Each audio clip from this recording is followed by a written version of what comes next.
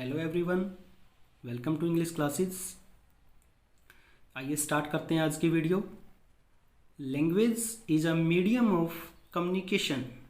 Language is a medium of communication, यानी हमें communicate करने के लिए किसकी ज़रूरत होती है?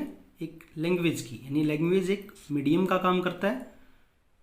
तो किसी भी लैंग्वेज में कम्युनिकेट करने के लिए हमें पता होना चाहिए what is a sentence. Sentence क्या होता है? तो आज की वीडियो हमारी सेंटेंस के बारे में रहेगी। आप वीडियो को ध्यान से देखिए और वीडियो को पूरा देखिए। Every language has a alphabet. हर एक लैंग्वेज में एक अल्फ़ाबेट होता है।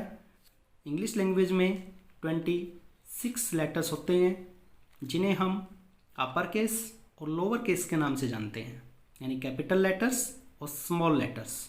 जब हम इन कैपिटल लेटर्स या और स्मॉल लेटर्स को ज्वाइन करते हैं एक प्रॉपर वे में, एक प्रॉपर ऑर्डर में इनको ज्वाइन करते हैं, तो हमें क्या मिलता है? हमें वर्ड्स मिलते हैं।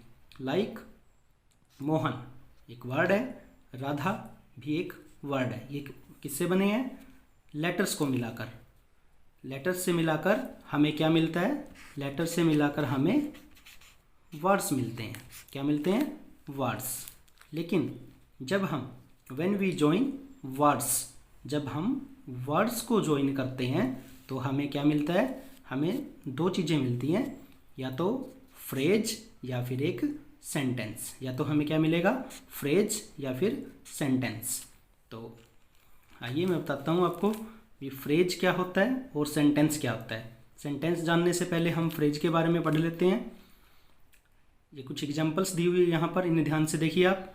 इन द मॉर्निंग, ये सिर्फ क्या है? इन the morning. In the park, on the bench. देखिए इसके अंदर भी वर्ड्स हैं। ये भी एक ग्रुप ऑफ वर्ड्स है, लेकिन इसको हम सेंटेंस नहीं कह सकते। क्यों नहीं कह सकते? क्योंकि इसमें एक प्रॉपर सेंस नहीं है, एक मीनिंग हमें समझ में आ रहा है। इन द मॉर्निंग, ये मॉर्निंग में क्या हुआ है हमें ये नहीं पता है। इन द पार्क, पार्क में क्या है? इस ग्रुप ऑफ वर्ड से हमें उसकी सेंस का क्लियर पता नहीं चल रहा है। तो in the morning, in the park, on the bench, these are only phrase. Phrase की डेफिनेशन को अगर हम राइट करें तो हम नोट करेंगे a group of words but not in a complete sense. Phrase क्या होता है? ग्रुप ऑफ वर्ड्स होता है, लेकिन उसमें एक कंप्लीट सेंस नहीं होती है। इसके बाद यहाँ 2 एग्जाम्पल्स दिए गए हैं, आप इन्हें ध्यान से पढ़िए। I met him in the morning. I met him in the morning. अब ये भी एक ग्रुप ऑफ वर्ड्स है, लेकिन यहाँ से हमें एक प्रॉपर सेंस समझ में आ रही है। आई सा हिम इन द पार्क, इसलिए हम इन्हें क्या कहेंगे? इन्हें हम सेंटेंस कहेंगे। तो सेंटेंस की डेफिनेशन देख लीजिए आप एक बार। A group of words with complete meaning and sense is known as sentence. A group of words, एक शब्दों का समूह with complete meaning and sense, जिसका एक complete meaning भी होना चाहिए और एक sense भी पता होनी चाहिए, उसको हम sentence कहते हैं। sentence के अंदर क्या हो सकता है? A sentence can be a statement. एक स्टेटमेंट हो सकती है sentence. Ask a question, sentence में क्वेश्चन पूछा जा सकता है। एक्सप्रेस कमांड, रिक्वेस्ट और एन एडवाइस, और इसमें कमांड हो सकती है, रिक्वेस्ट हो सकती है, एडवाइस हो सकती है। और एक्सप्रेस डीप फीलिंग्स, और ये फीलिंग्स को भी एक्सप्रेस कर सकता है। आगे है टाइप्स ऑफ सेंटेंस। एक सेंटेंस के कितने टाइप्स होते हैं? एक सेंटेंस के 4 टाइप्स होते हैं। टाइप्स जानने से पहले आप ये एग्जाम्पल्स देखिए। Radha is a good girl, he was a good player, Mohit reads in 4th class. ये एग्जाम्पल्स देखने से हमें क्या समझ में आता है कि एक सिंपल स्टेटमेंट है। तो जो सिंपल स्टेटमेंट होती है हम उनको असर्टिव सेंटेंस के नाम से जानते हैं। कौन सा सेंटेंस कहेंगे उनको? assertive sentence. That sentence makes a statement is known as assertive sentence. इसका स्ट्रक्चर कैसे बनता है? सबसे पहले सब्जेक्ट, उसके बाद वर्ब और फिर ऑब्जेक्ट। जैसे राधा एक सब्जेक्ट है, सब्जेक्ट होता है काम करने वाला, हु डज वर्क। इज एक वर्ब है और अ गुड बॉय एक ऑब्जेक्ट है। Next, what is your name, are you ready. यहाँ से हमें क्लियर पता चल रहा है कि क्वेश्चन पूछा जा रहा है, what is your name, are you ready. ऐसे सेंटेंसेस को हम इंटेरोगेटिव सेंटेंसेस कहते हैं। इसके लिए स्ट्रक्चर बनेगा, सबसे पहले हम WH वर्ड का यूज करते हैं, प्लस हेल्पिंग वर्ब का यूज करते हैं, plus subject, plus main verb और प्लस ऑब्जेक्ट, और इनके अंत में एक क्वेश्चन मार्क लगाया जाता है। For example, what are you doing there, what are you doing there. यहाँ पर व्हाट एक WH वर्ड है, आर एक हेल्पिंग वर्ब है, यू एक सब्जेक्ट है और डूइंग हमारी मेन वर्ब है और देयर ऑब्जेक्ट है। तो in which sentence ask a question is known as interrogative sentence. ऐसे सेंटेंसेस जिनमें कोई क्वेश्चन पूछा जाता है उनको हम इंटेरोगेटिव सेंटेंसेस के नाम से जानते हैं। ये हुआ सेकेंड पार्ट।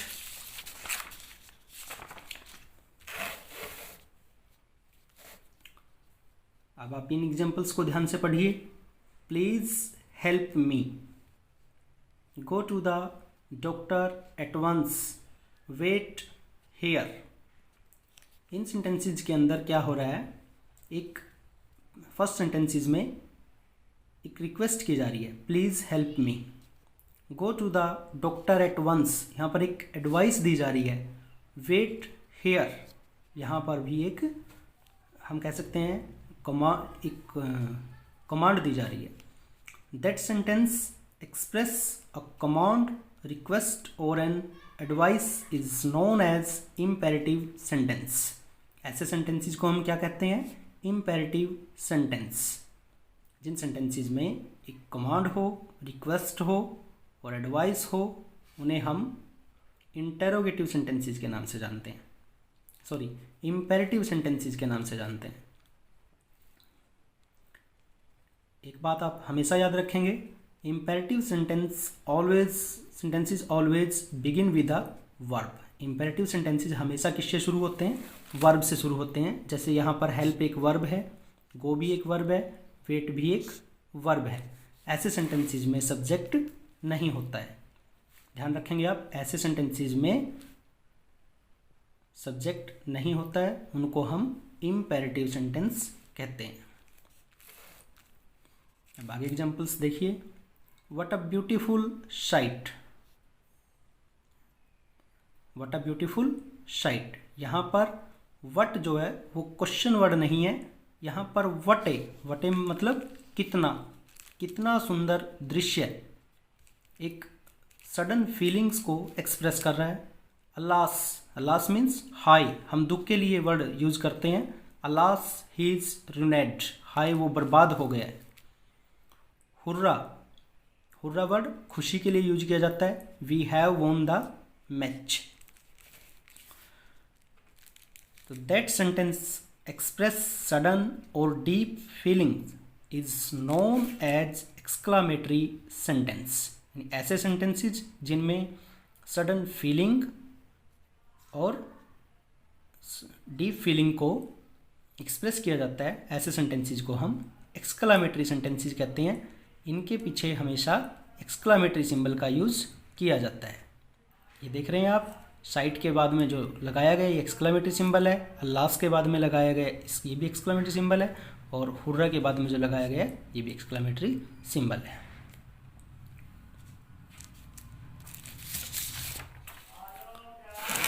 इसके बाद कुछ की पॉइंट्स हैं जो आपके सेंटेंसेस को आइडेंटिफाई करने में मदद करेंगे, आप इन्हें भी ध्यान से पढ़िए। First is every sentence begins with a capital letter. कोई भी जो सेंटेंस होता है वो कैपिटल लेटर से शुरू होता है। अब फुल स्टॉप, ये सिंबल ये ब्रैकेट में दिखाया गया है, ये फुल स्टॉप का सिंबल होता है।